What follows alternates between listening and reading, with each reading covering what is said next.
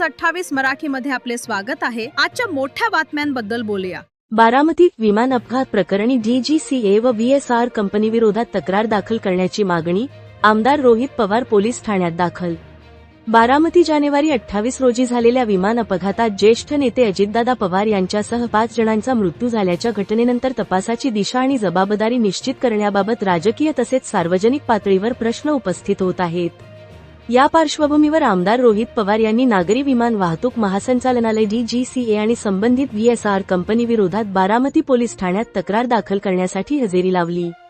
माध्यमांशी बोलताना आमदार रोहित पवार यांनी अपघाताच्या कारणांबाबत संपूर्ण आणि पारदर्शक माहिती जनतेसमोर मांडण्याची मागणी केली।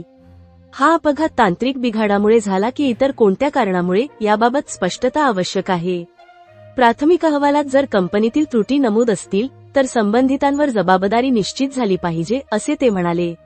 मंगळवारी DGCA कडून जाहीर करण्यात आलेल्या अहवालानंतर संबंधित कंपनीच्या काही विमानांच्या उड्डाणांवर निर्बंध घालण्यात आल्याची माहिती समोर आली आहे।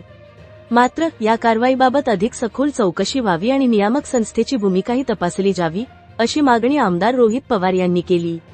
जर कंपनीकडून निष्काळजीपणा झाला असेल तर नियामक यंत्रणेची जबाबदारीही तपासली गेली पाहिजे, असे त्यांनी स्पष्ट केले।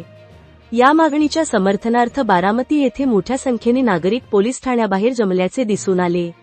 न्याय मिळाला पाहिजे अशा घोषणाबाजी दरम्यान शांततेत आंदोलन करण्यात आले।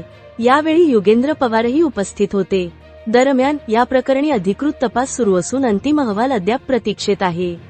पोलीस प्रशासनाने तक्रार प्रक्रियेबाबत कायदेशीर पद्धतीने पुढील कार्यवाही केली जाईल, असे सांगितले आहे। सुधीर रणनवरे, पुणे विभाग ब्युरो यांचा अहवाल।